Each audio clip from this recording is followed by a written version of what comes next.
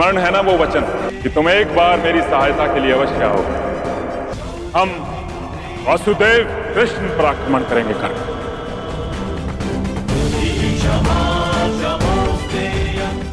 जिसे अपना आदर्श मानकर मैं समाज में परिवर्तन लाना चाहता हूं, उसी वासुदेव से युद्ध कैसे करूं? परंतु जरासंध को दिया वचन भी नहीं तोड़ सकता। मुझे वचन दो मित्र, तुम उस मायावी का मान मर्दन करोगे।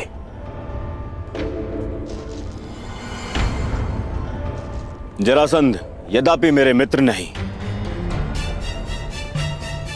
परंतु बहुत बड़ी भेंट दी है उन्होंने मुझे। कर्ण, वर्षों से कृष्ण जरासंध के साथ में खेल खेलते आ रहे हैं। इच्छा तो मेरी भी है कि मैं कृष्ण को पराजित होते हुए देखूं।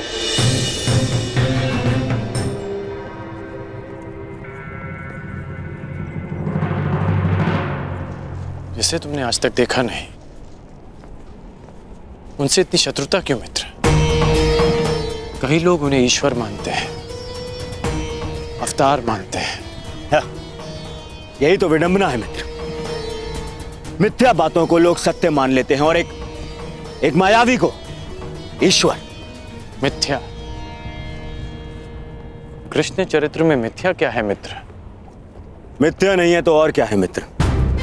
ब्रज से प्रारंभ होकर पूरे भारतवर्ष में यह बात फैली हुई है कि कृष्ण ने राक्षसी पूतना के प्राण भी लिए, उसका वध कर दिया। यह कथा तो माता ने मुझे भी सुनाई थी कि उन्होंने पूतना का वध कर दिया।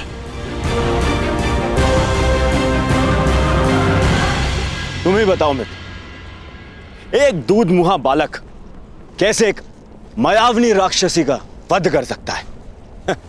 एक दिव्य आत्मा के लिए, एक अवतार के लिए यह संभव भी नहीं मित्र। अच्छा, फिर तो तुम्हें उस कथा में भी विश्वास होगा कि घुटने पे चलते हुए कृष्ण ने अपने मुख में अपनी माता यशोदा को पूरे ब्रह्मांड के दर्शन करवा दिए।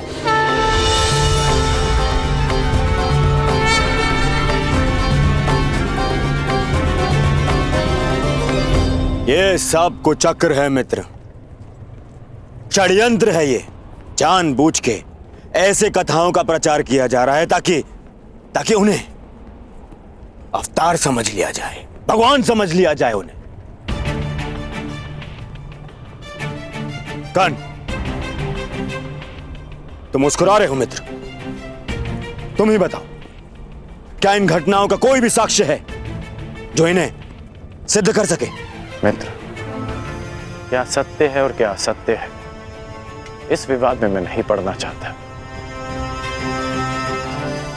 हो सकता है कि कृष्ण पर विश्वास करने वालों के पास कोई साक्ष्य ना हो, परंतु उनके विरोधियों के पास भी कोई साक्ष्य नहीं। कर्ण,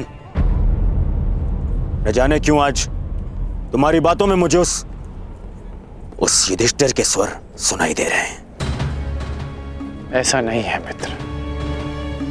चलो मान लिया कि यशोदा मां को भ्रम हुआ और माता को अपने पुत्र में ईश्वर का रूप दिखाई देता है, परंतु जब मथुरावासी इंद्र के कोप से पीड़ित थे तब कृष्ण ने अपनी कनिष्का उंगली पर पूरा गोवर्धन पर्वत उठा लिया था।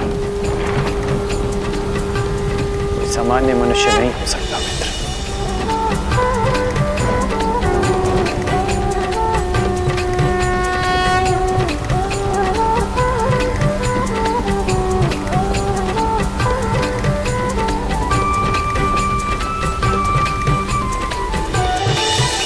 कालिया मर्दन, क्या यह भी भ्रामक प्रचार लग रहा है?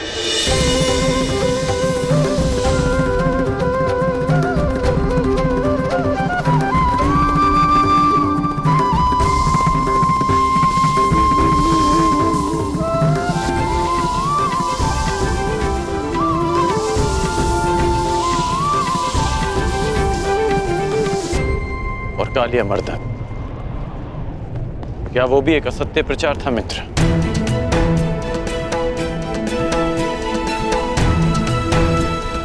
महाविषधारी, महाशक्तिशाली सर्प का अंत करने वाला एक सामान्य मनुष्य नहीं हो सकता मित्र। इंद्र को परास्त कर देने से कोई ईश्वर नहीं बन जाता मित्र। तुमने भी तो इंद्र को परास्त किया, परंतु तुम्हारा कोई भक्त नहीं, तुम्हें कोई ईश्वर नहीं मानता। उल्टा बचपन से लेकर रंगभूमि तक तुम्हें तो संघर्ष करना पड़ा है। और विष से बच पाना कोई चमत्कार नहीं है मित्र। मैं भी बचपन से धीमे विष पे पला, तो क्या मैं स्वयं को अवतार घोषित कर दूं? तो तुम्हें लगता है कि कृष्ण ने ऐसा कुछ नहीं किया जो उन्हें एक सामान्य मनुष्य से ऊपर कर देता है?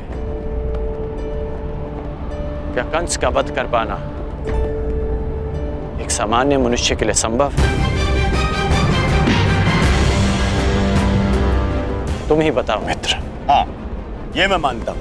एक ग्वाले के लिए कंस वध करना बड़ी उपलब्धि, परंतु इसे हम एक ग्वाले की शक्ति कह सकते हैं, कोई ईश्वरी चमत्कार नहीं। तुम तो कृष्ण की हर उपलब्धि पर प्रश्न उठा रहे हो मित्र।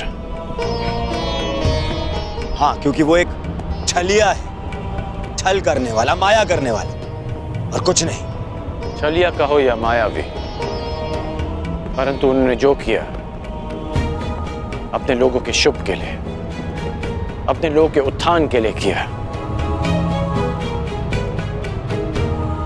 मेरी तो बचपन की इच्छा थी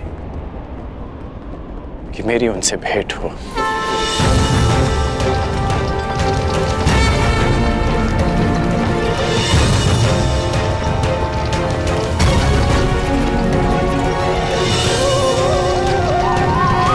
जरासंध के कारण ये भेंट तो होगी।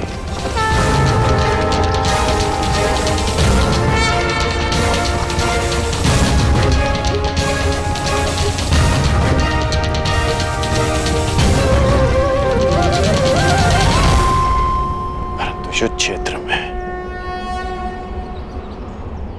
इसकी मैंने कभी कल्पना नहीं की थी। मित्र, मत भूलो कि तुम्हें अपने वचन के लिए उस कृष्ण से युद्ध करना है, और अपने शत्रु से इतना प्रभावित होना विजय का लक्षण नहीं है। वो मायावी है, तुम्हारे भ्रम को तुम्हारे विरुद्ध अस्त्र बनाकर तुम्हें पराजित कर सकता है।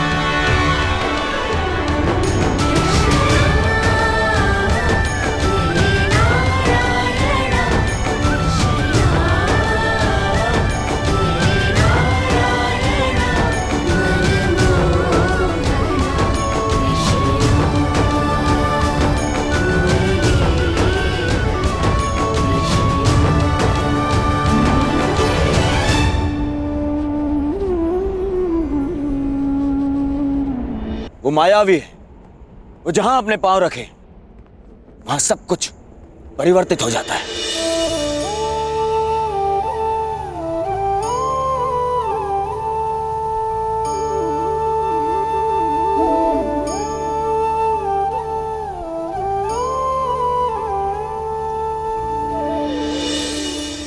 वो कब, कहां, किसके पास किस रूप में पहुंच जाए, यह अनुमान लगाना कठिन है मित्र।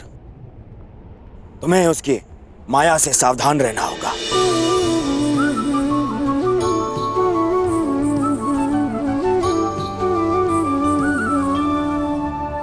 जिनकी प्रशंसा करते आया, कल उन्हीं से युद्ध करना होगा।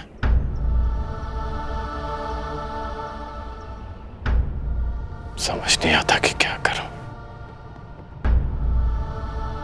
कर्म मनुष्य के मार्ग चुनने से निश्चित होता है अंगराज।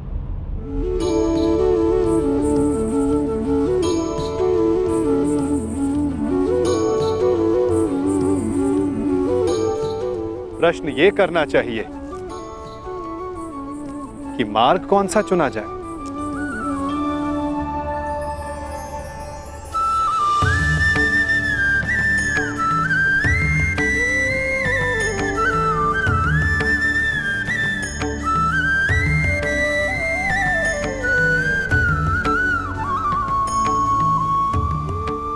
क्योंकि लक्ष्य उत्तम होने पर भी यदि मार्ग अनुचित हो तो लक्ष्य प्राप्ति असंभव है।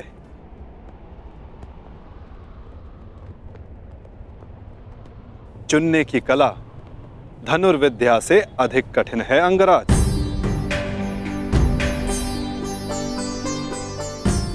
जैसे एक महान योद्धा उचित मार्ग नहीं चुनता तो अनुचित मार्ग उसे चुन लेता है और महान से सामान्य बना देता है। इसीलिए युद्ध, मित्र और शत्रु चुनने में सावधान रहना चाहिए। दो मित्रों के वार्तालाप में विघ्न डालने वाले तुम हो कौन? मैं कौन हूं वो महत्वपूर्ण नहीं, मैं क्या करने आया हूं वो महत्वपूर्ण है। हमारे कर्म ही हमारा परिचय बनते हैं। परिचय दो अपना। क्यों आए हो यहाँ? मैं नटवर हूं, महाराज जरासंध का दूत। अंगराज को उनके लक्ष्य तक पहुंचाने आया हूं, वहां ले जाने आया हूं जहां उन्हें होना चाहिए। बस, एक राजा को लाने के लिए एक राजा ही आए, यही उचित है। जाओ और जाके कह दो जरासंध से, जब तक वो स्वयं कर्ण को लेने नहीं आएगा, अंगराज कर्ण कहीं नहीं जाएगा। एक राजा को लाने के लिए जरासंध ने दूत भेजा है।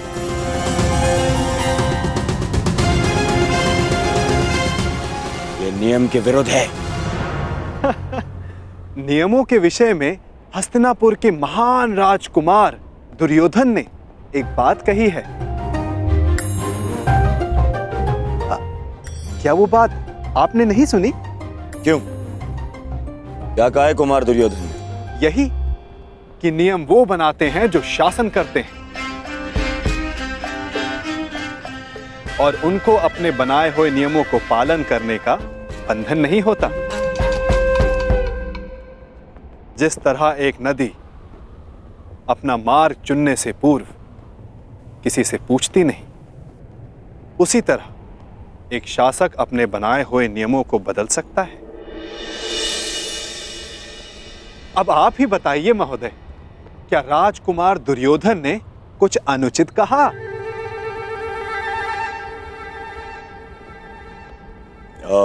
नहीं, कदापि नहीं।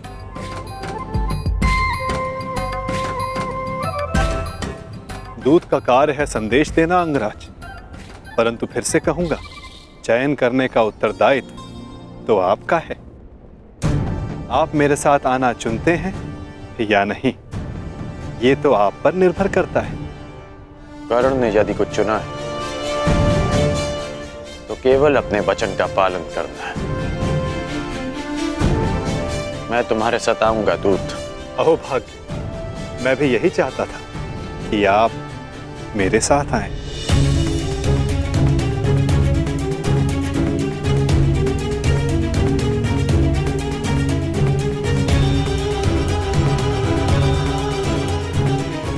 जाओ मित्रगण, मुझे भी हस्तिनापुर जाना है एक आवश्यक कार्य के लिए।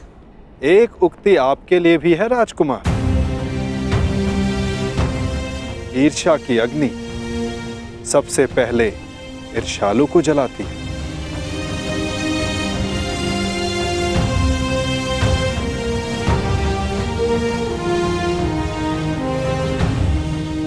क्या कहा तुमने?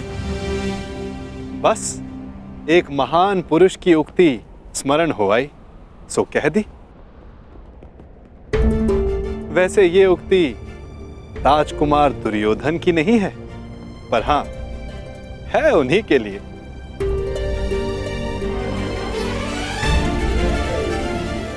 आपका दूत आपकी प्रतीक्षा कर रहा है अंगराज।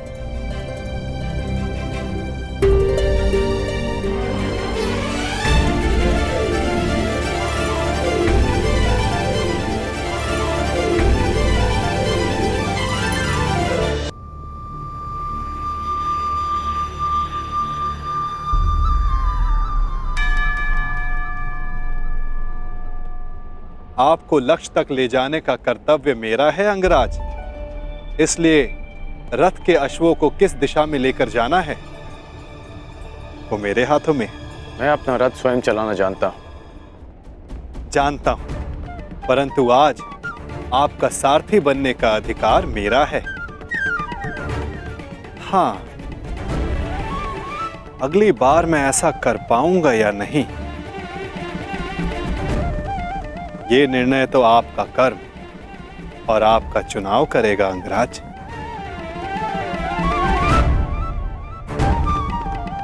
चलो नटवर, जरासंध मेरी प्रतीक्षा कर रहे होंगे। प्रतीक्षा केवल प्रारब्ध करता है अंगराज। कल को प्रारब्ध क्या रूप लेकर आए ये किसी को नहीं पता। कभी कभी हम किसी और लक्ष्य की कामना करते हैं और हमें कोई और लक्ष्य चुन लेता है।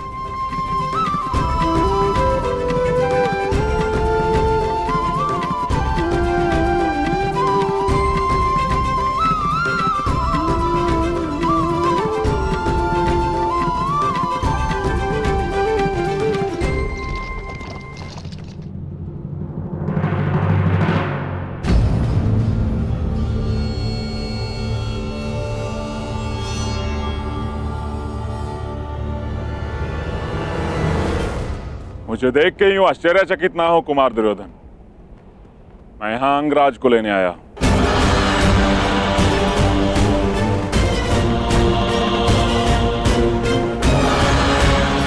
परंतु अभी अभी आपका दूत कर्ण को अपने साथ में लेकर गया। दूत? परंतु मैंने तो कोई दूत नहीं भेजा। एक राजा को स्वयं राजा लेने आएगा, यही नियम है। नहीं भेजा? फिर वो कौन था जो कर्ण को ले गया?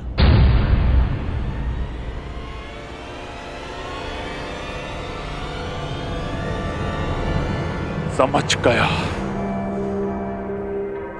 वही छलिया, वही मायावी जो हर बार जरासंध की छाती पर एक और पराजय का घाव कर जाता। कृष्ण, वासुदेव कृष्ण।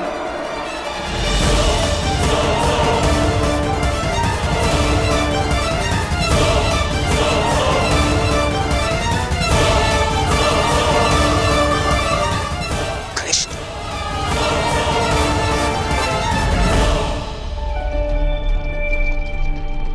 बहुत अच्छी बात कही तुमने कि यदि उचित मार्ग ना चुनो तो अनुचित मार्ग हमें चुन लेता है।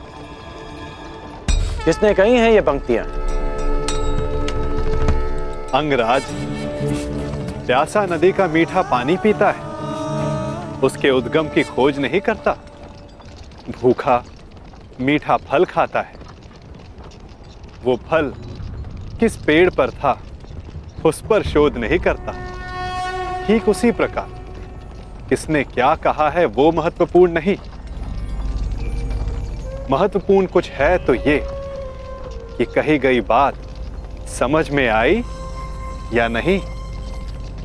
किसने कहा है उसे ढूंढने निकलोगे तो समझ नहीं आएगा कि क्या करना है। समझ गए ना?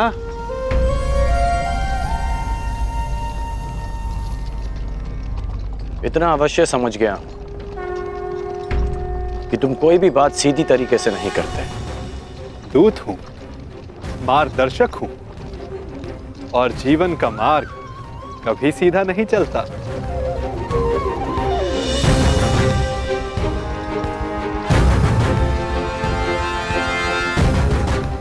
पहले भी मैं मगध सीमा आ चुका हूं, परंतु यह मार्ग भिन्न क्यों लग रहा है? निसंदेह आपकी यात्रा इस युग की सबसे रोचक यात्रा होगी अंगराज। इसीलिए इस यात्रा में आपका सहयात्री बनना चुना है मैंने।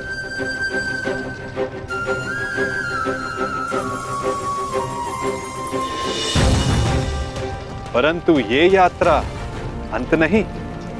इस यात्रा के पश्चात जीवन का नया मार्ग मिलेगा। अब देखना यह है अंगराज कि आप कौन सा मार्ग चुनते हो।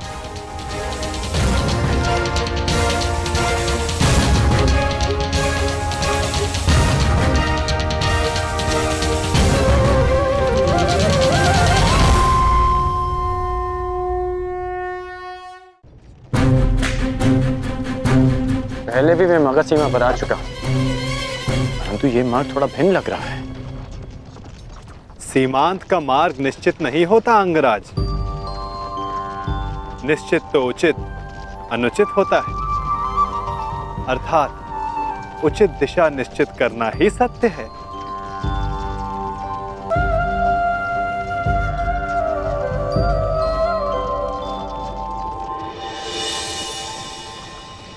मन की शुद्धि के लिए आवश्यक है कि उत्सुकता के वेग को रोका ना जाए।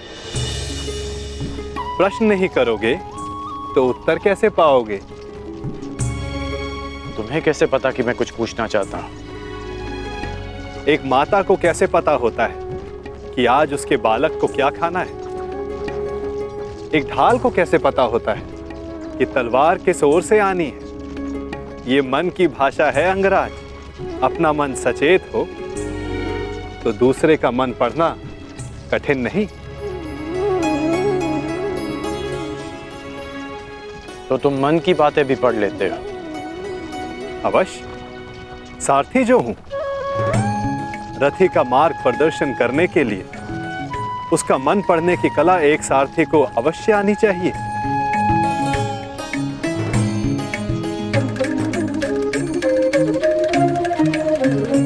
वैसे युद्ध करने में बहुत कुशल होना अंगराज। ये क्यों पूछा तुमने? ऐसे ही जो वासुदेव से युद्ध करने को उपस्थित हो, उसका युद्ध कौशल तो विलक्षण होना चाहिए।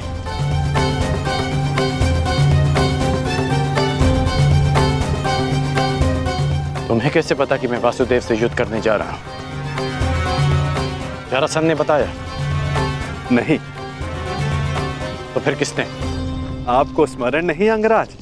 मैंने अभी कहा था, अगर सारथी का मन सचेत हो तो योद्धा का मन पढ़ना कठिन नहीं।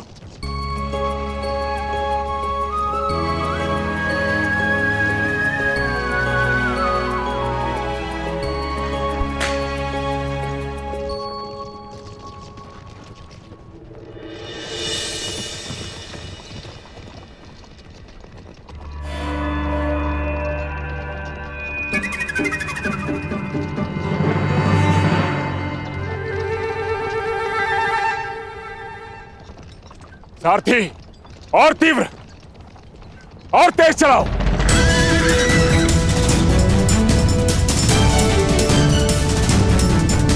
हो रहा, और तीव्र।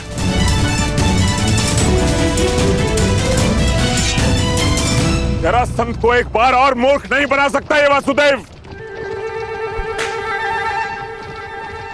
और तीव्र।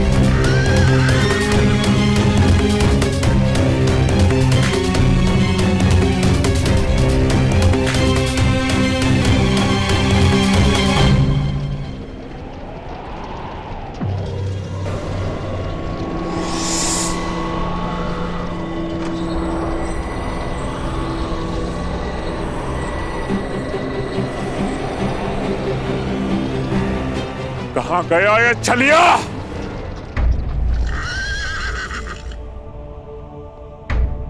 अब ये रथ क्यों रोक दिया? मेरा मन पढ़ने के लिए? मन पढ़ने के लिए नहीं, मार्ग पढ़ने के लिए।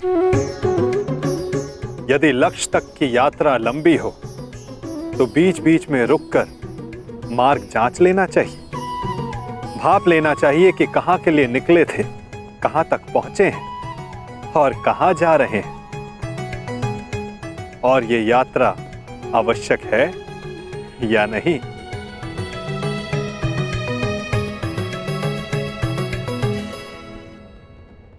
सारथी, रोको रथ, रथ रोको।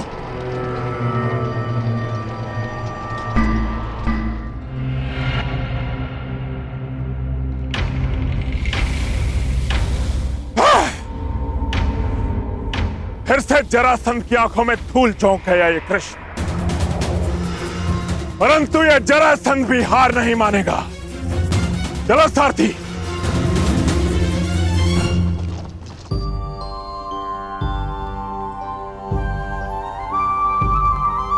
यदि मार्ग की जांच कर ली हो तो प्रस्थान करें।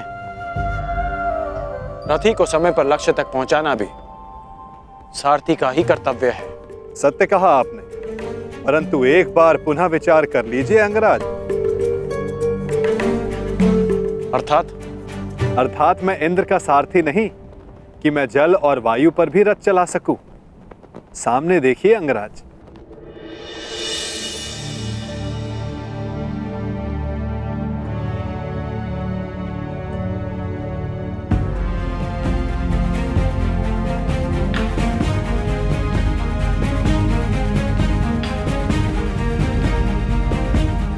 यहां नदी कैसे आ गई?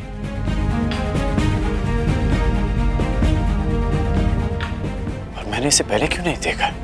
नदी हमारे मार्ग में नहीं आई है अंगराज, हम नदी के मार्ग में आए हैं। अब सोचना यह है कि इस बाधा को कैसे पार करेंगे आप।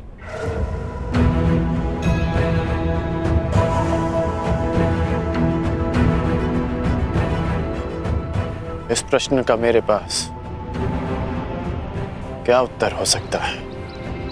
क्योंकि महारथी आप हैं, महान धनुधर हैं, दिव्य अस्त्रधारी हैं। सुना है आपके पास अग्निबाण भी है। क्यों ना एक अग्निबाण का संधान कर इस नदी को सुखा दें, ताकि हमें आगे बढ़ने का मार्ग मिल सके।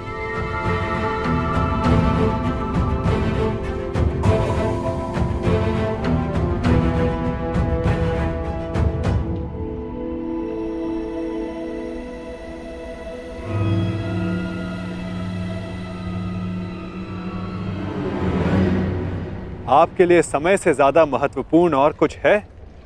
दुर्गम मार्गों में रथी का कर्तव्य बनता है कि वो अपने सारथी की सहायता करे। यदि रथी सहायता नहीं करेगा तो सारथी लक्ष्य तक उसे कैसे पहुंचाएगा समय पर?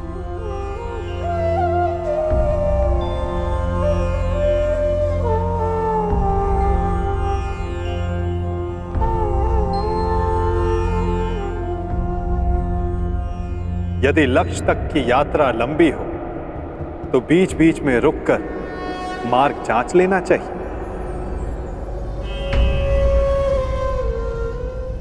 भाप लेना चाहिए कि कहां के लिए निकले थे, कहां तक पहुंचे हैं और कहां जा रहे हैं, और ये यात्रा आवश्यक है या नहीं। नहीं, कोई विवाह उत्सव नहीं मनाया जाएगा दुशासन।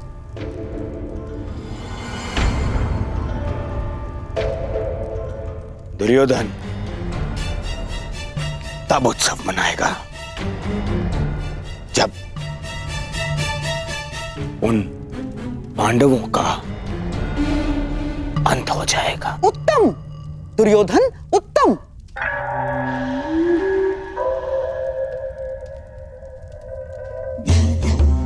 जो अपने लक्ष्य तक पहुंचने से पहले उत्सव नहीं मनाते, वो शीघ्र ही लक्ष्य साधते हैं। और तुम्हें उत्सव मनाने के लिए अधिक प्रतीक्षा नहीं करनी होगी।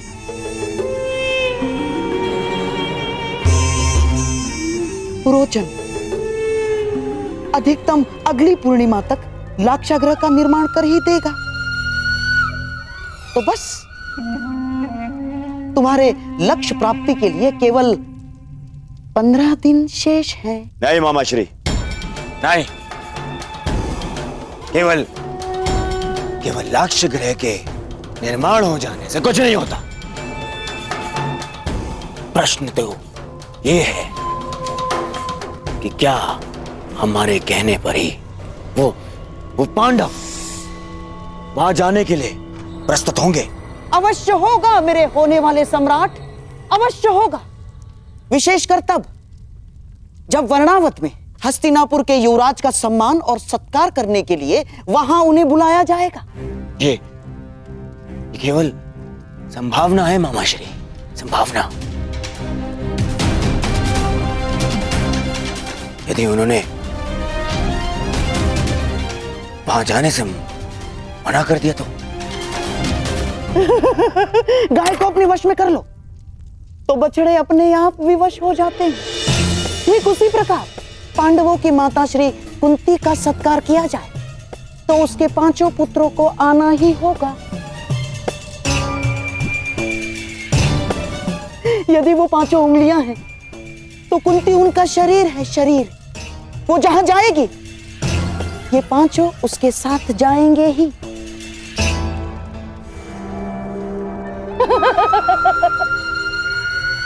परंतु मामाश्री, वो लाक्षागृह है, तो क्या इसका अर्थ पांडवों के साथ साथ माता कुंती को भी? अति उत्तम दुशासन, अति उत्तम। तुम्हारे मन में अचानक से दया जाग गई। मैं तो बड़ा प्रसन्न हुआ अपने भांजे की मानवता से।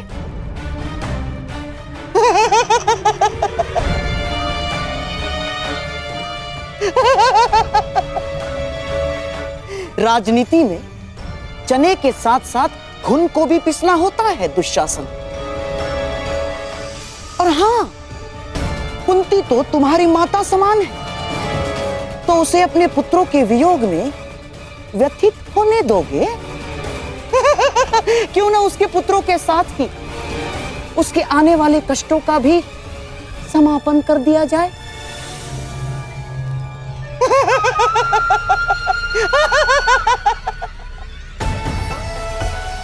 तुम्हारे भ्राता को सिंहासन तक पहुंचने के लिए कई शवों पर पांव रखने होंगे दुशासन, रखने ही होंगे। तो यदि 5 के स्थान पर 6 हो जाए तो उसमें अंतर क्या होगा दुशासन?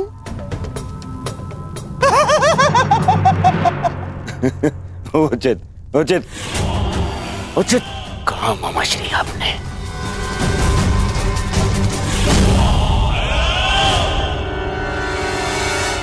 उचित कहा।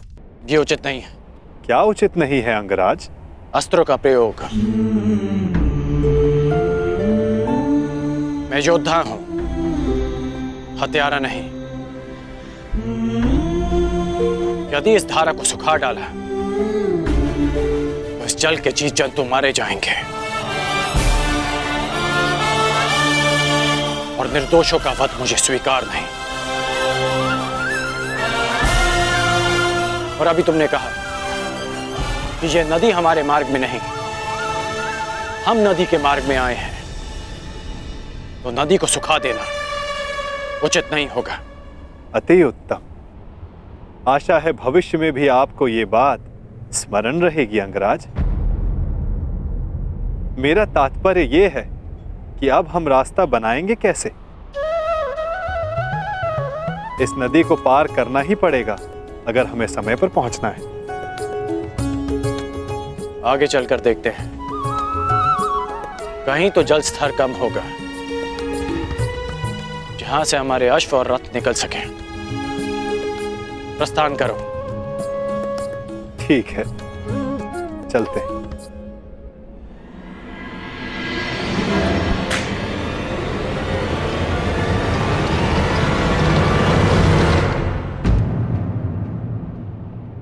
अंगराज, लगता है हम दलदल में फंस गए। हमारा रथ फंस गया है अंगराज।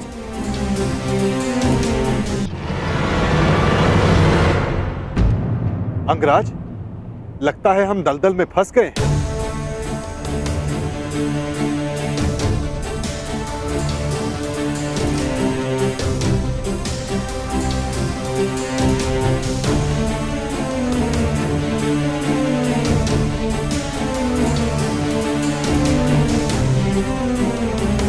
रथ से उतरो नटवर, अन्यथा तुम्हारे भार से यह चक्र भूमि में और धंस जाएगा।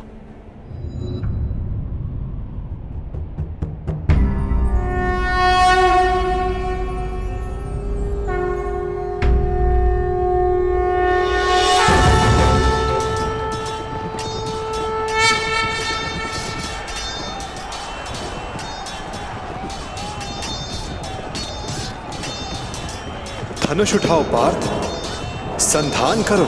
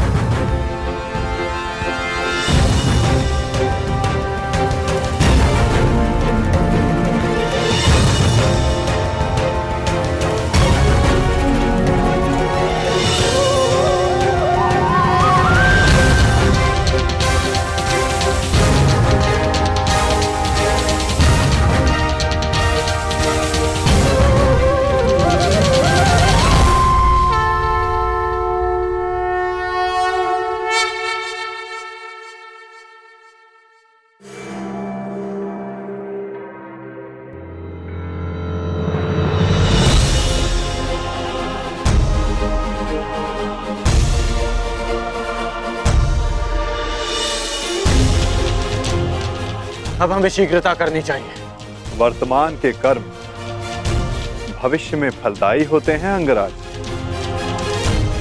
कोई ऐसा कार्य मत करना कि भविष्य पीड़ादायी हो। तुम कभी कोई सीधी बात क्यों नहीं करते? सीधा ही कह रहा हूं अंगराज। आपका भविष्य युद्ध है और युद्ध पर समय पर पहुंचने के लिए नदी सुखाने के अतिरिक्त आपके पास कोई और मार्ग है?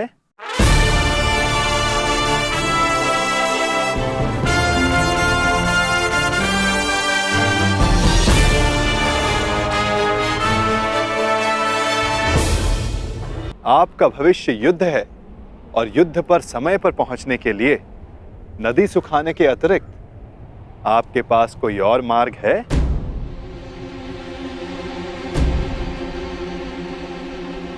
मार्ग है।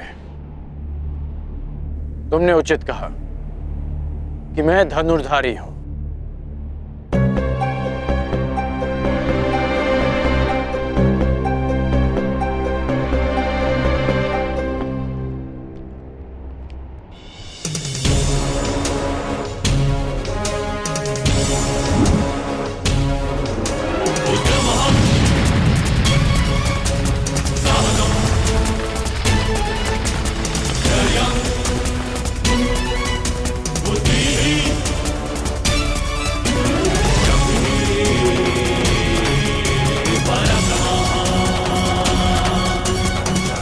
अब आगे बढ़ें।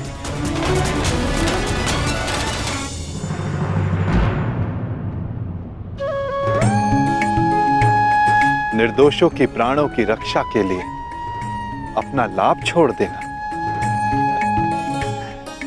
अच्छा लक्षण है कौंताय।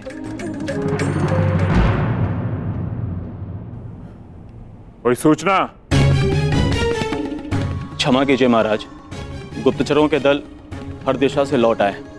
बहुत खोजने पर भी कर्ण का कोई चिन्ह नहीं मिला। लगता है वासुदेव कृष्ण उसे किसी गुप्त और अज्ञात स्थान पर ले गए। क्या अब भी युद्ध को प्रस्तुत होना चाहेंगे अंगराज कर्ण की अनुपस्थिति में भी? मेघ बहुत अधिक देर तक सूर्य को छुपा कर नहीं रख सकते महामंत्री। भले ही हमें ज्ञात ना हो कि वो कृष्ण कर्ण को कहां ले गया है, परंतु हमें यह विश्वास अवश्य है कि कर्ण युद्ध के नियत समय पर युद्ध क्षेत्र में अवश्य पहुंच जाएगा, क्योंकि युद्ध की चुनौती और वचन की पूर्ति, इन दोनों को कर्ण कभी नहीं टाल सकता। युद्ध की तैयारियां करो। कल सूर्योदय होते ही जरासंध कृष्ण का दलन करने को प्रयाण करेगा। मगध नरेश की, मगध नरेश की, मगध नरेश की, मगध नरेश की, मगध नरेश की, मगध नरेश की, मगध नरेश की, मगध नरेश की, मगध नरेश की।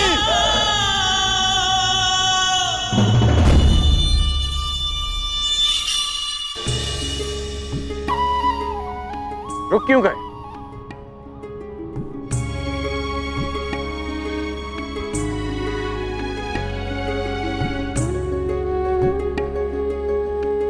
अरे रथ से क्यों उतर गए? नटवर,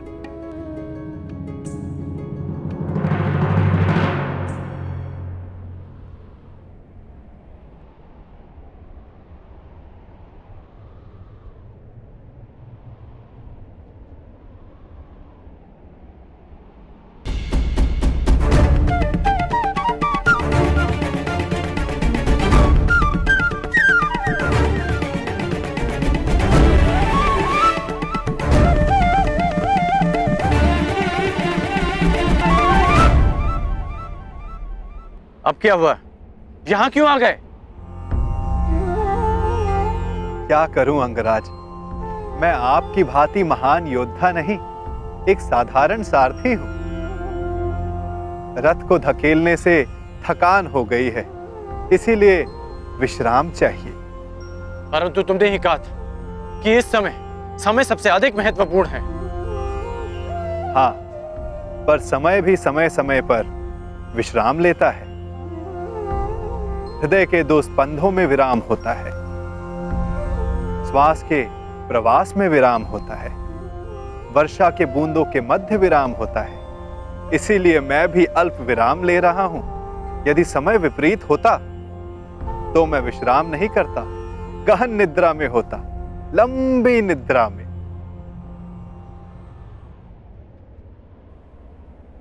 नटवर,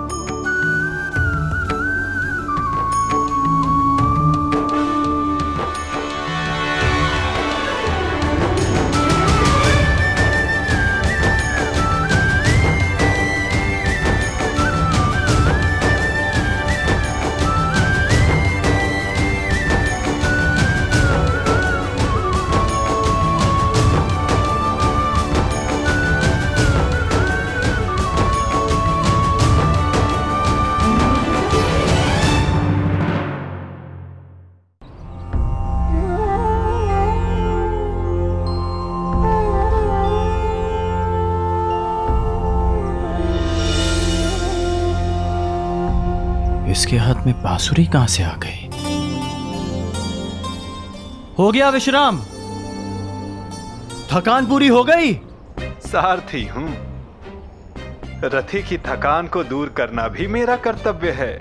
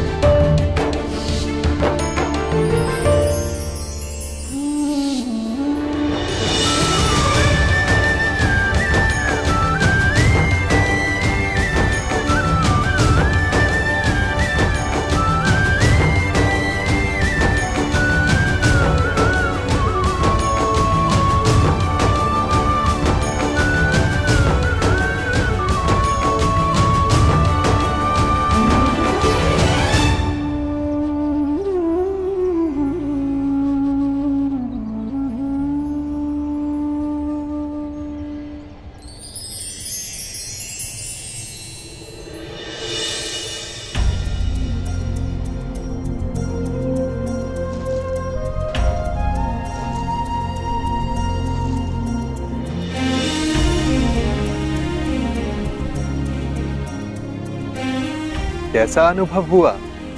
अद्भुत, दिव्य, एक नई ऊर्जा अनुभव कर रहा हूं। मन में शांति है, संतोष है, आनंद है। जब मन शांत है, संतुष्ट है, तो क्या अब भी युद्ध करना चाहते हो या वापस अंग चलना है? मेरे लिए शांति और संतोष मेरे कर्तव्य पालन में है, मेरे वचन पालन में है। और इस समय मेरा कर्तव्य और वचन मुझे जरासंध की सहायता के लिए पुकार रहे हैं। प्रस्थान करो नटवर। जैसी महारथी की इच्छा।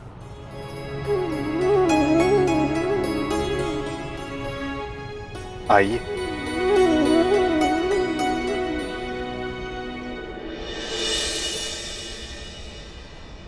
अच्छा, वर्णावतवासी माता कुंती का सत्कार करना चाहते हैं? जी।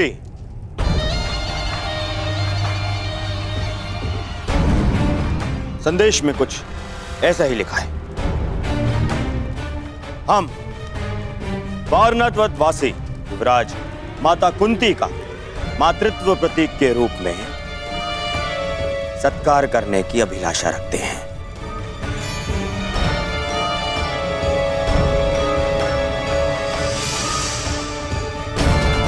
महाराज ये सौभाग्य प्रदान करके हमें कृतार्थ करें।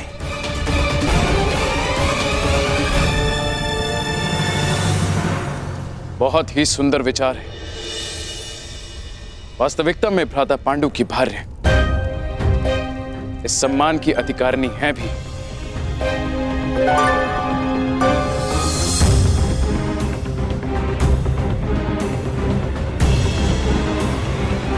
वो तो ठीक है ज्येष्ठ पिताश्री, परंतु एक बात समझ नहीं आई। ये निमंत्रण तुम्हें क्यों भेजा गया दुर्योधन?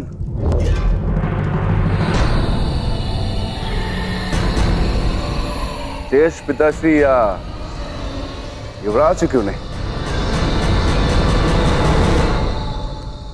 इसलिए क्योंकि मैंने पुरोचन को बुलावा भिजवाया था। पुरोचन वर्णावत से आ रहे थे तो वो संदेश ले आए। मैं पहले मिल गया तो मुझे दे दिया संदेश। महान वास्तुकार पुरोचन को निमंत्रण क्यों दिया दुर्योधन? ऐसी कौन सी नई इमारत का निर्माण करवा रहे हो?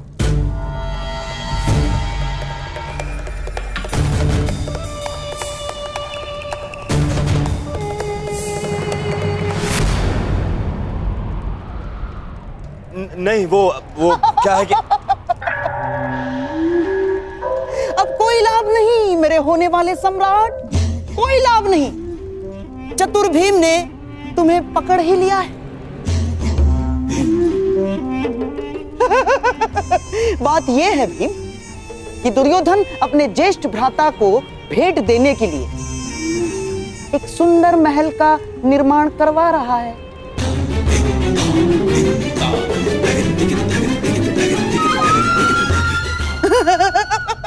और इस विषय में महाराज श्री को भी ज्ञात है। तुम ज्येष्ठ भ्राताश्री को भेंट दे रहे हो? वो क्या है ना भीम की, बचपन से हम प्रतिस्पर्धी रहे, परंतु अब तो भ्राता युधिष्ठिर युवराज बन चुके हैं तो स्पर्धा समाप्त हुई। क्यों ना बैर भाव भुलाकर एक नया प्रारंभ किया जाए। यदि ऐसा है तो मुझे अपने अनुज की भेंट सहर्ष स्वीकार है। भाइयों के मध्य ये प्रेम मेरे आनंद का कारण बन रहा है, तो पांडु पुत्र और युवराज माता कुंती कल प्रातः प्रस्थान करेंगे। प्रबंध किया जाए विदुर।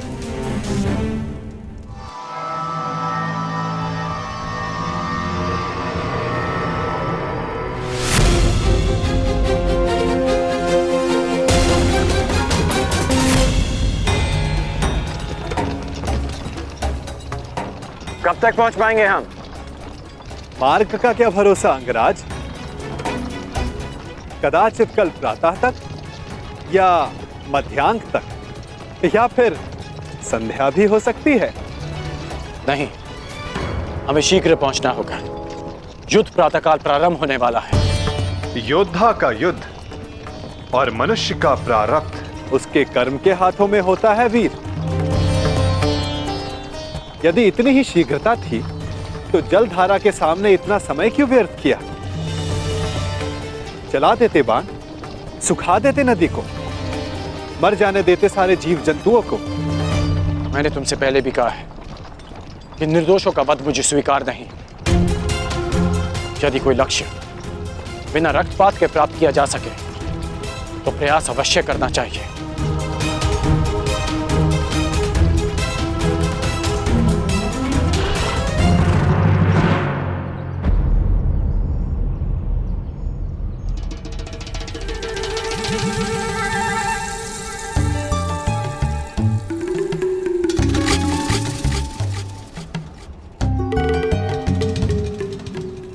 अरे अचानक ये क्या?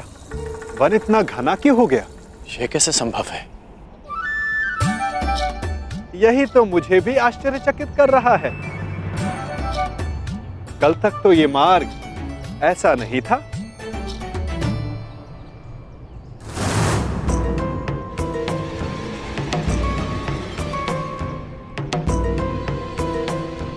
एक दिन में अचानक ऐसा क्या हो गया?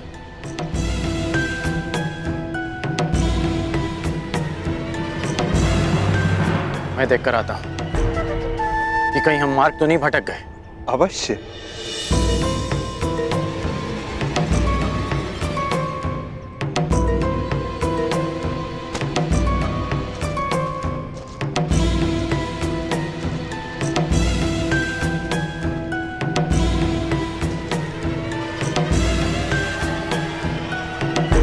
अंगराज!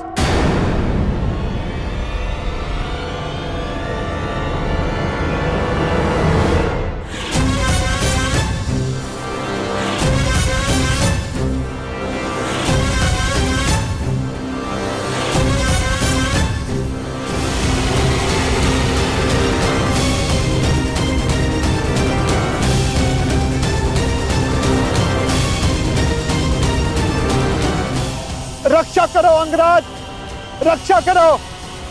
मैं आपका सारथी हूं। मेरी रक्षा करना आपका कर्तव्य है अंगराज। रक्षा करो अंगराज, ये सर्प मेरे प्राण ले लेगा। अंगराज, अंगराज सहायता करो अंगराज। अंगराज, अंगराज,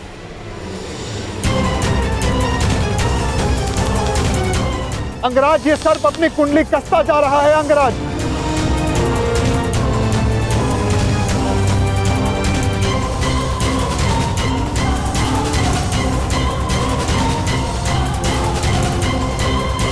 अंगराज सहायता।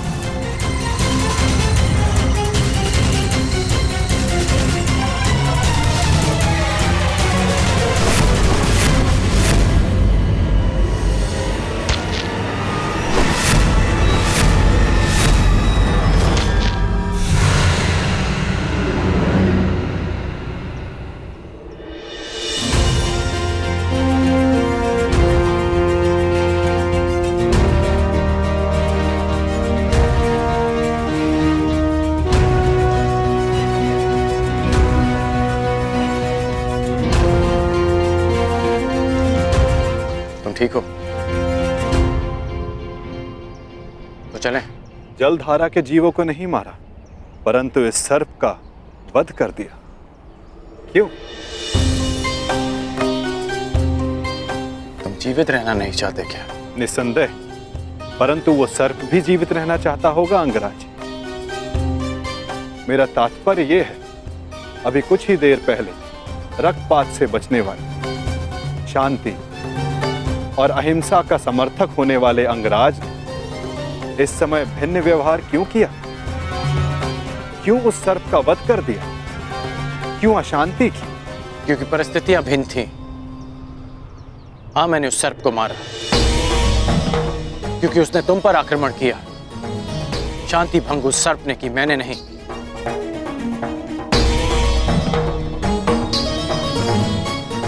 अब आपकी शंका दूर हो गई हो तो चले अंगराज। शंका तो तुमने प्रस्तुत की है, परंतु समाधान तो आपके लिए है अंगराज।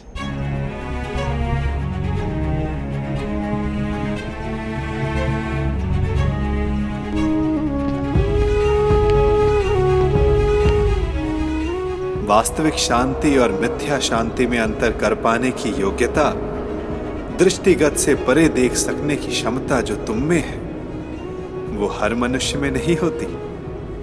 मैं प्रभावित हुआ।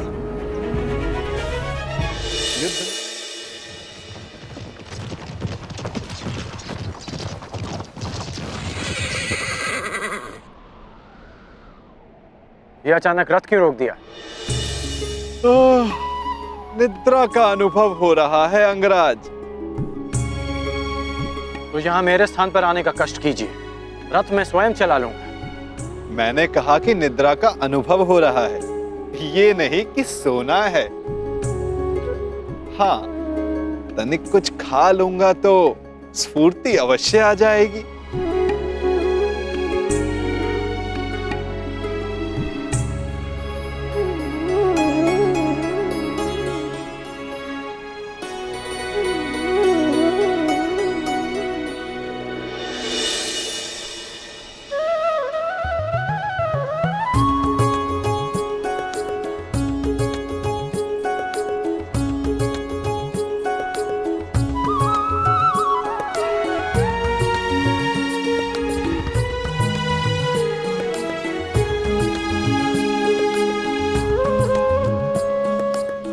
ये पात्र कहां से आ गया?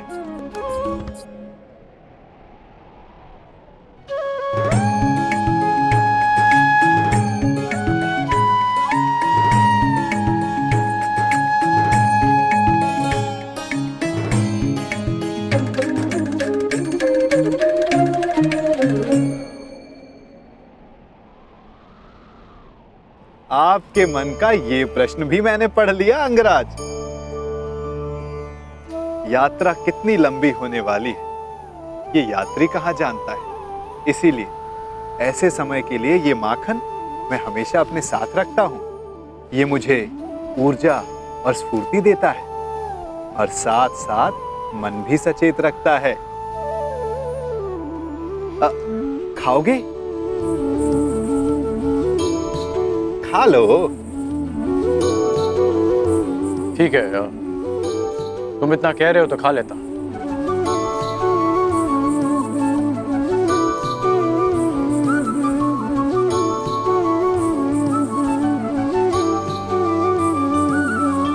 कहा था ना, स्फूर्ति मिलेगी। थोड़ा और मिलेगा? हाँ, ये केवल मेरा है, परंतु आप सहयात्री हो इसलिए बांट लेता हूं।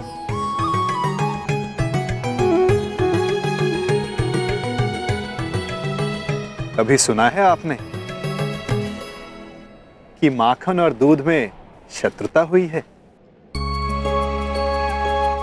इस बात का क्या तात्पर्य है, मैं समझा नहीं। क्या पूछना चाहते हो? यही कि वासुदेव कृष्ण से युद्ध करने क्यों जा रहे हो?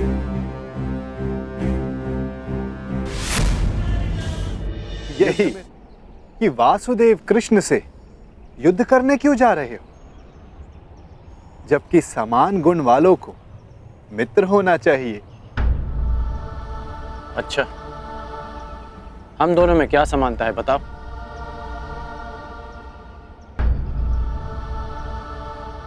एक बालक जिसको जन्म किसी और ने दिया, पाला किसी और ने, जो बालपन से ही अन्याय और अधर्म से लड़ता आया हो,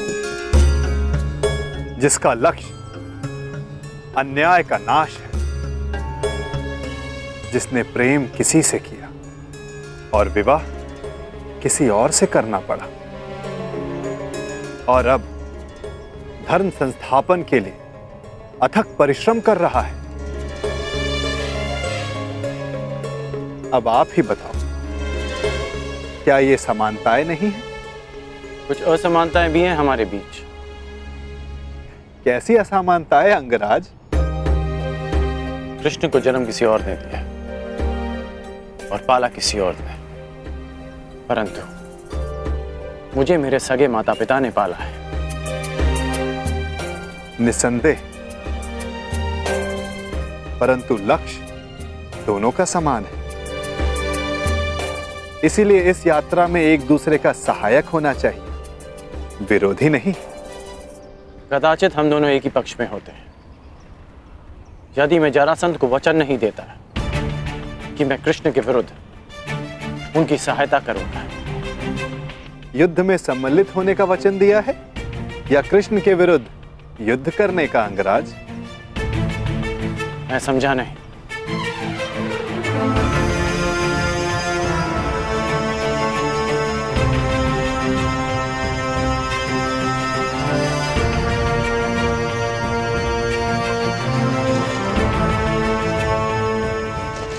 जिस प्रकार आंगन में बीज बोने से पहले यह जान लेना चाहिए कि उससे फल मिलेगा या कांटे, उसी भांति वचन देने से पहले सावधान रहना चाहिए।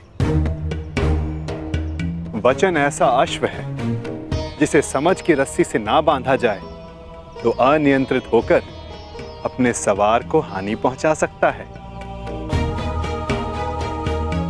क्या आप जानते थे कि जरासंध वचन में आपसे कृष्ण के विरुद्ध युद्ध करने की मांग रखेंगे?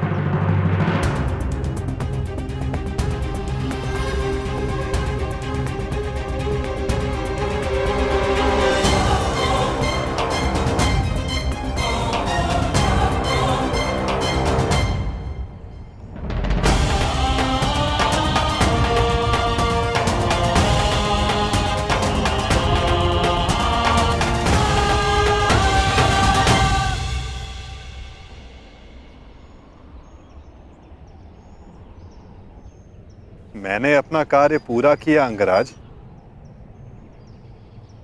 आपको समय पर युद्ध क्षेत्र पहुंचा दिया मैंने।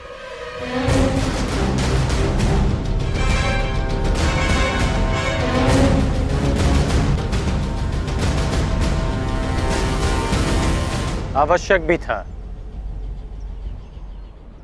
क्योंकि हम दोनों के यहां आने से पूर्व युद्ध प्रारंभ नहीं हो सकता था।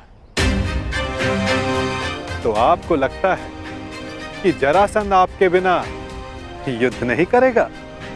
मेरे बिना जरासंध युद्ध प्रारंभ कर सकता है,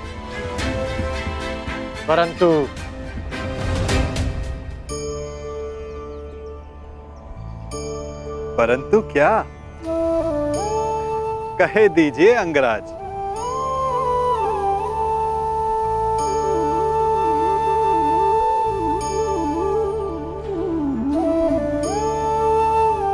कहने की आवश्यकता नहीं।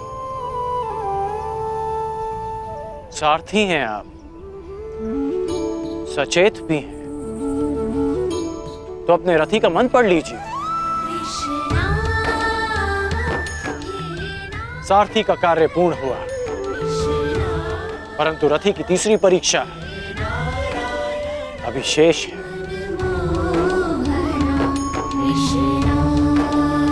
तीसरी परीक्षा?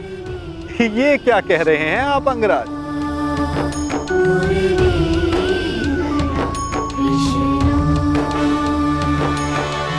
वही जो आप ना समझने का अभिनय कर रहे हैं।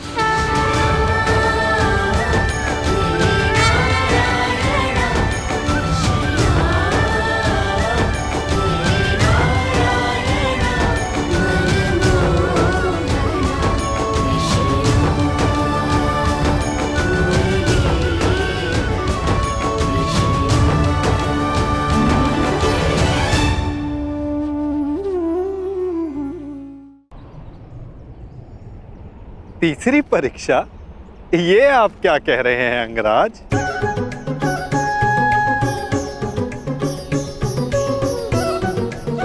वही जो आप ना समझने का अभिनय कर रहे हैं।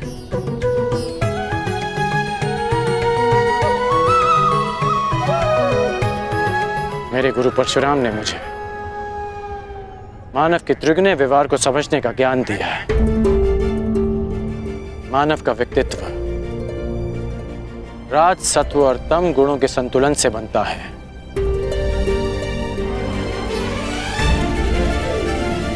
कहते जाओ अंगराज, मैं सुन रहा हूं। रजगुण मनुष्य को स्वार्थी बनाता है। इसके प्रभाव में मनुष्य अपनी सुविधा के लिए दूसरों को कष्ट देता है। इसलिए मेरी पहली परीक्षा में लक्ष्य प्राप्त करने के लिए मुझे जल जीवों का नाश करना था। परंतु तुम रजगुण के प्रभाव को संतुलित करने में समर्थ रहे। और दूसरा गुण है सत्व गुण, जो मनुष्य को पवित्र बनाता है। उसमें दया प्रेम जैसे गुणों का संचार करता है। परंतु उस पर नियंत्रण ना रखा जाए तो ये भले बुरे में अंतर करने की मति हर लेता है।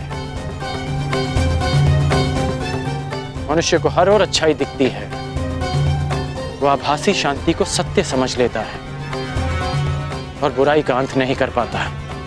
हाँ, परंतु तुमने सत्वगुण को भी नियंत्रण में रखा। आभासी शांति का आवरण भेद दिया। मेरे प्राणों की रक्षा के लिए तुमने उस सर्प का वध किया। हाँ,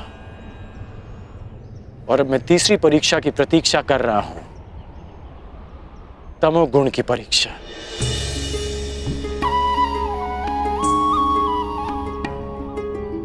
उत्तम, परंतु ये किसने कहा कि तम गुण की परीक्षा अभी चल नहीं रही है?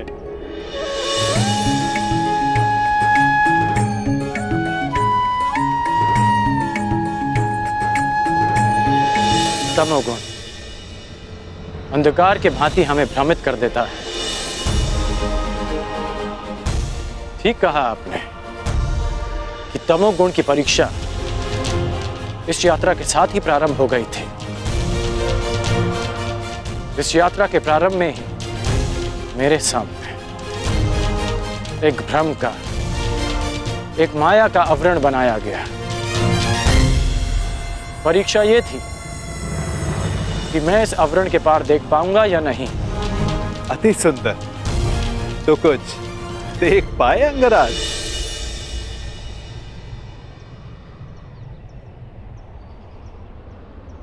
सबसे पहले इस नाटक के सूत्रधार को देखा, नटवर को देखा।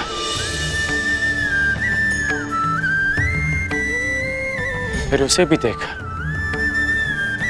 जिसकी मुरली की धुन पर पूरी प्रकृति नाच उठती है। मुरलीधर को देखा, फिर उसे देखा जो जीवन से ज्ञान उस भांति मथ लेता है जैसे दूध में से माखन। माखन चोर को देखा,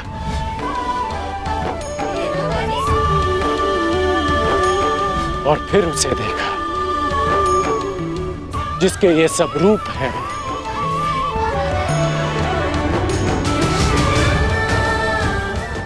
वासुदेव। मैंने वासुदेव को देखा।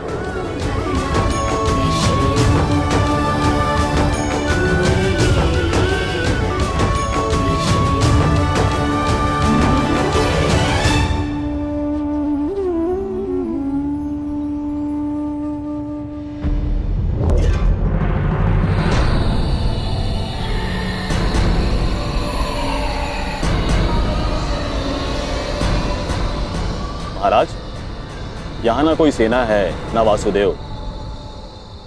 कहीं वासुदेव ने समर्पण का मन तो नहीं बना लिया?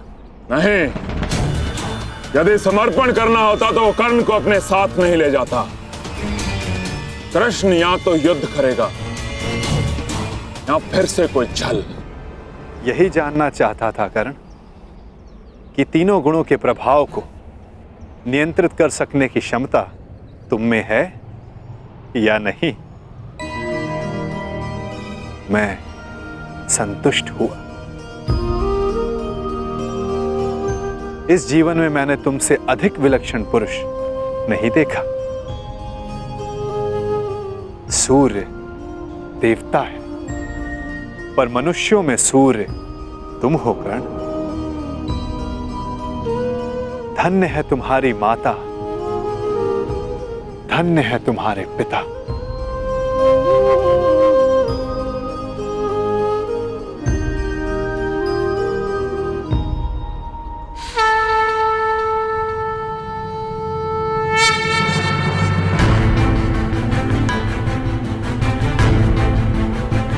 युद्ध की पुकार आ गई है कर्ण।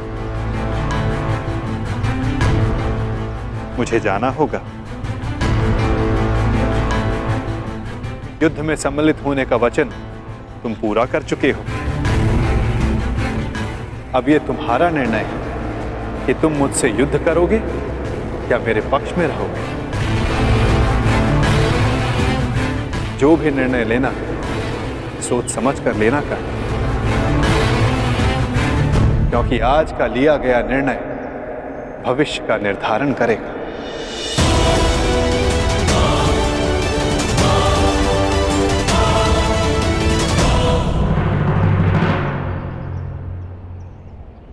कृष्ण, रण छोड़। कहाँ है तू? फिर से रण छोड़कर भाग गया।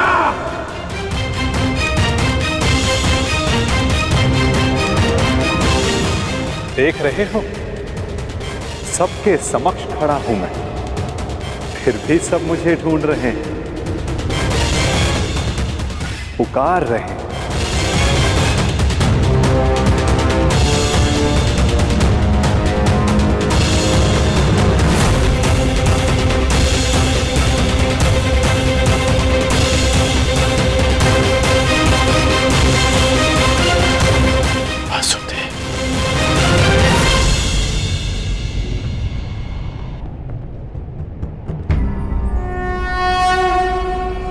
यदा यदा हि धर्मस्य ग्लानिर्भवति भारत अभ्युत्थानम् अधर्मस्य तदात्मानं सृजाम्यहम्।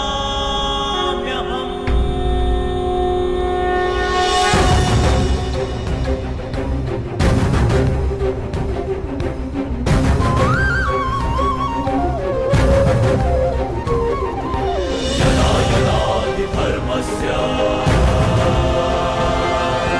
ग्लानिर्भवति भारत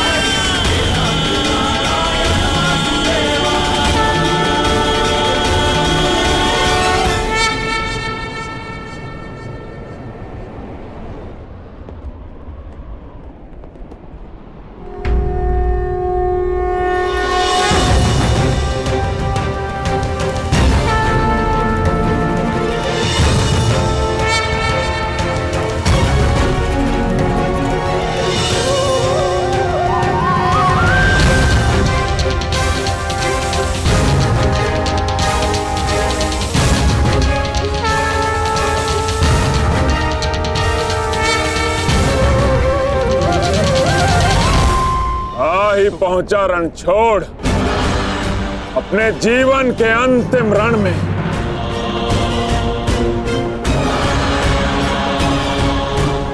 तो कर्ण को छल करके अपने साथ ले गया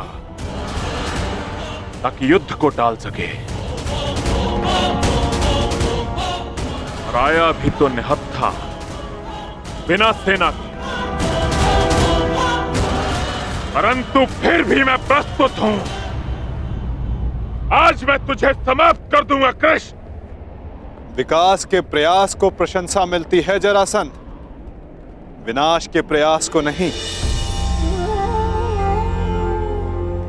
कितनी बार हमने युद्ध किया, क्या लाभ हुआ? सहस्त्रों सैनिक अकाल ही काल के ग्रास में समा गए।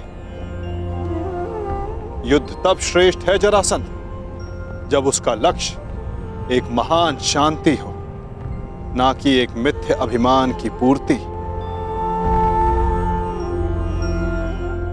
मैं इस विनाश को रोकने का निमंत्रण देता हूं जरासंध, मित्रता का हाथ आगे बढ़ाता हूं, और इसका प्रमाण है कि मैं निशस्त्र आया हूं। अपने अहंकार की निद्रा त्यागो जरासंध, शांति का सूर्योदय चुनो।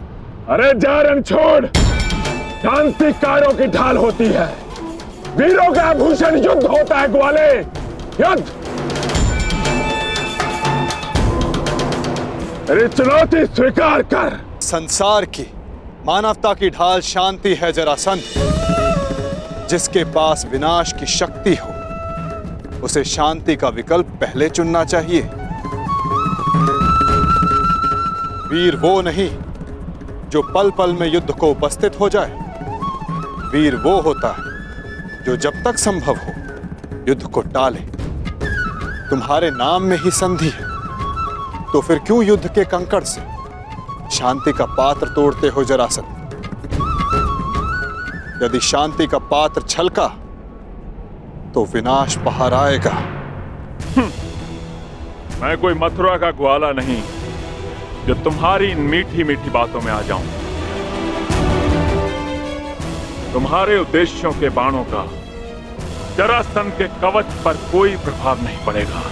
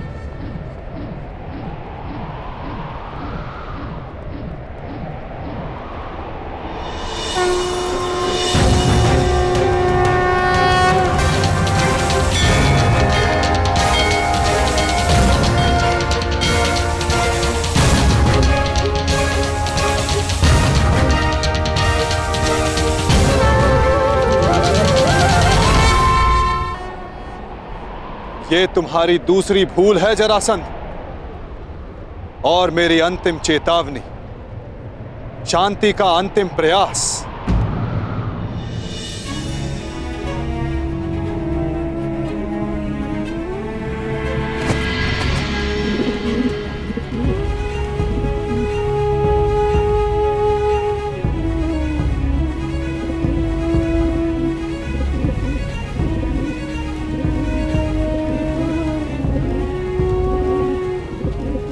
सुन रहे हो जरासंध?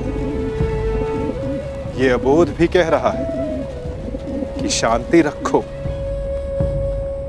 इसके स्वर के बीच के विराम की शांति अनुभव करो जरासंध।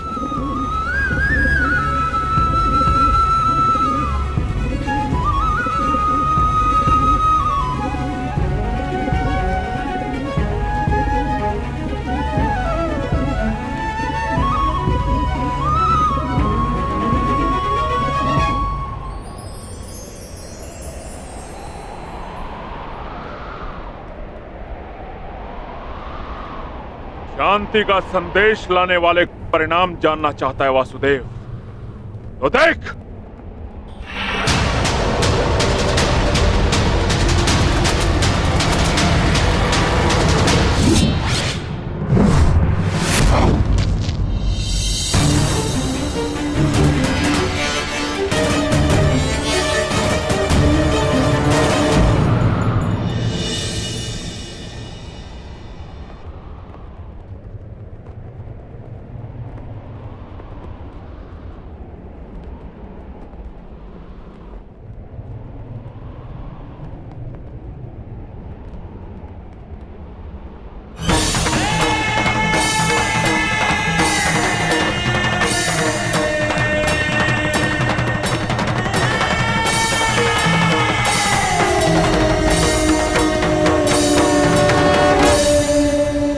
मैं संधि प्रस्ताव लाया।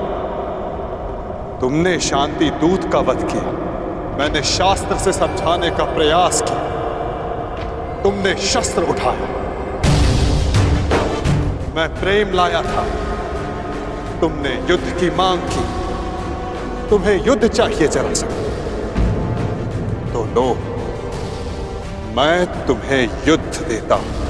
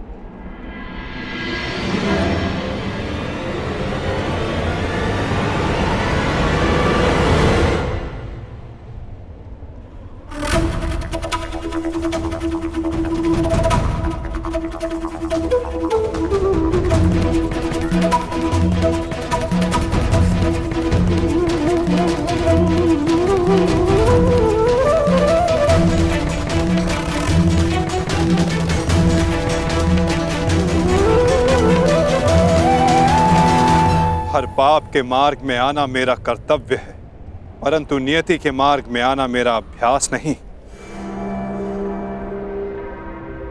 तुम्हारी मृत्यु किसी और के हाथों लिखी है जरासंध, इसलिए आज मैं तुम्हें पुनः जीवन दान देता हूं।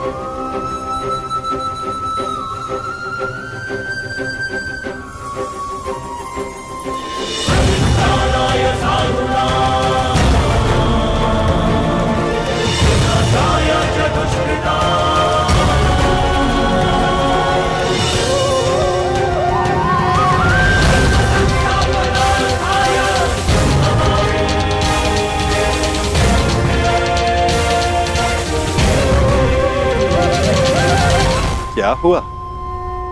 युद्ध में सम्मिलित होने आए थे ना? युद्ध नहीं किया? आपने मुझे विकल्प चुनने को कहा, परंतु अवसर नहीं दिया। अब अनुभव हुआ कि मुझे यहां युद्ध में सम्मिलित होने के लिए नहीं, युद्ध का साक्षी बनने के लिए लाया गया था। अनगिनत जरासंधों से भरे इस संसार में एक कर्ण से वार्तालाप करके अच्छा लगा। तुम अब भी भ्रम के पार देख सकते हो कर्ण। युद्ध समाप्त हुआ और तुम्हारे वचन पूर्ति का उपकर्म भी।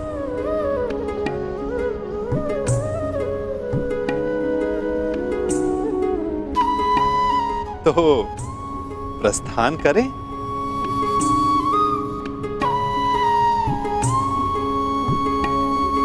रुकिए।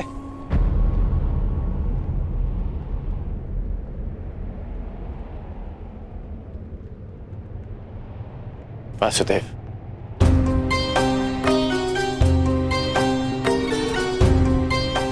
अपने आप नटवर हैं और ना मैं रथी, इसलिए अब ये रथ मैं चलाऊंगा। अब आपका सारथी मैं बनूंगा वासुदेव। मैं सदा नटवर था और सदा नटवर ही रहूंगा अंगराज। नियति ने हमारी जीवन यात्रा में तुम्हारा रथी होना निश्चित किया है और मेरा सारथी होना।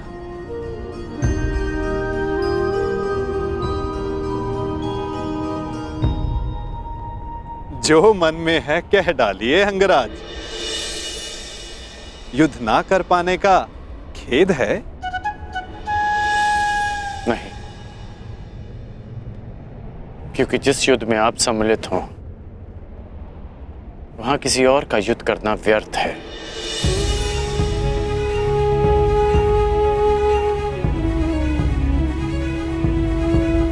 नियति के चक्र को कौन समझ पाया है कर्ण? कौन जाने वो दिन आए कि हम दोनों युद्ध में सम्मिलित हों और मैं सम्मिलित होकर भी शस्त्र ना उठाऊं।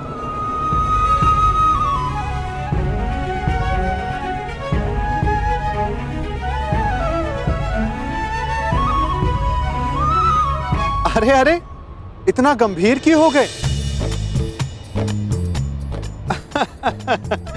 मेरी हर बात पर विश्वास करोगे तो चले जाओगे, और यदि मेरी हर बात पर अविश्वास करोगे तो अधिक चले जाओगे। अब सोचने में ज्यादा समय व्यर्थ मत करो कर्ण, रथ पर बैठो। क्या अब भी कोई यात्रा शेष है?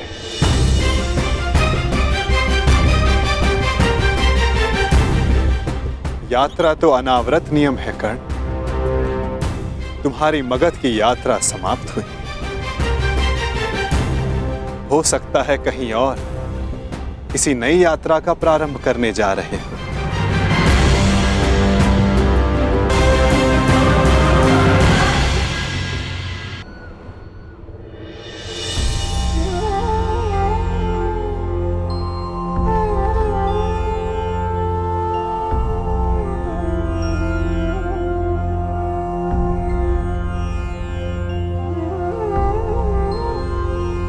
वासुदेव,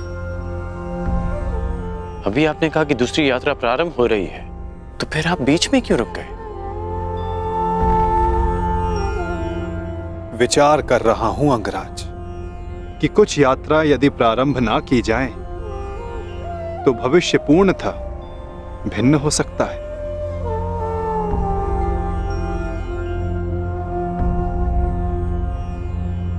मैं आपकी ये पहेली भी समझ नहीं पाया।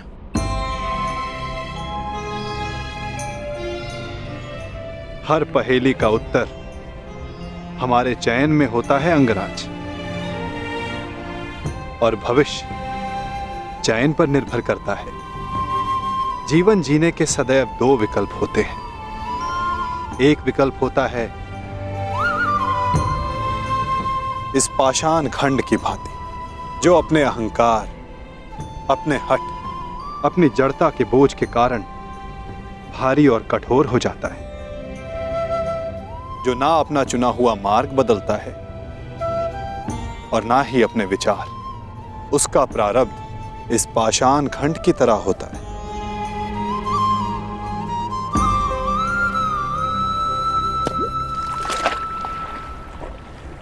जल में डूब जाना। और दूसरा मार्ग वासुदेव?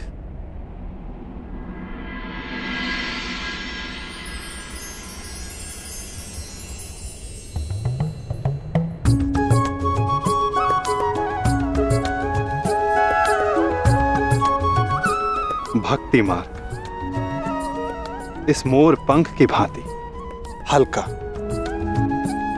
जो वायु के वेग में बहता है।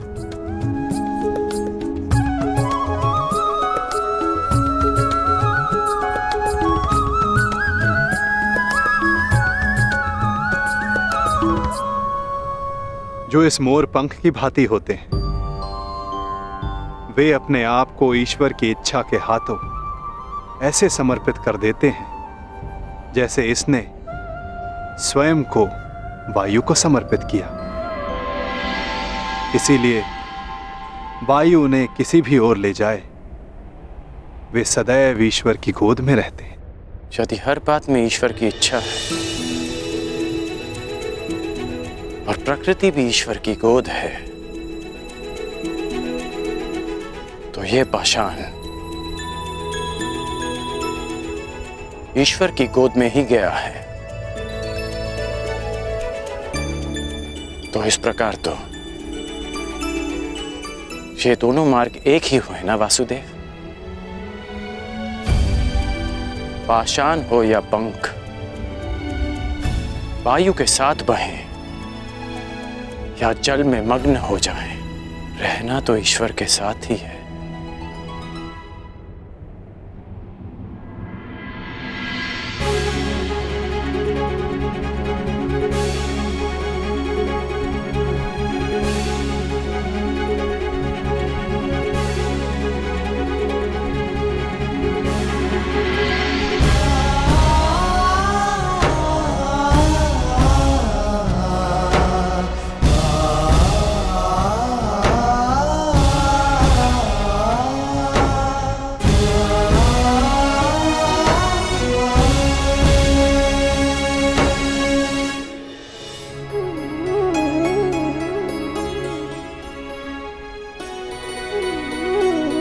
मैं हमेशा तुम्हारी प्रशंसा करता आया, परंतु आज तुमने मेरा सम्मान अर्जित किया है कर्ण।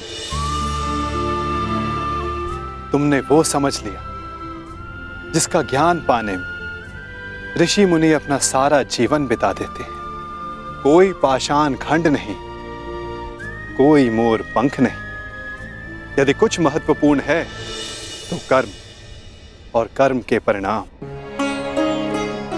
कुछ महत्वपूर्ण है तो हमारा चुना हुआ मार्ग।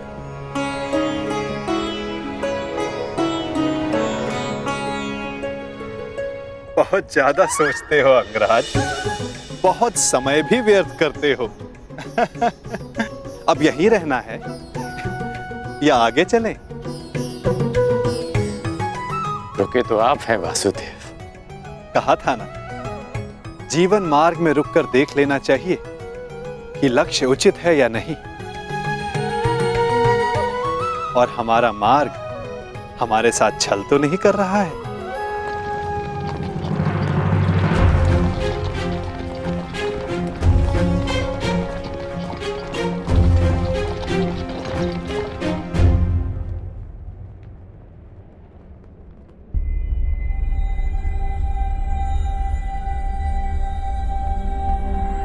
ये दो रथ क्यों वासुदेव?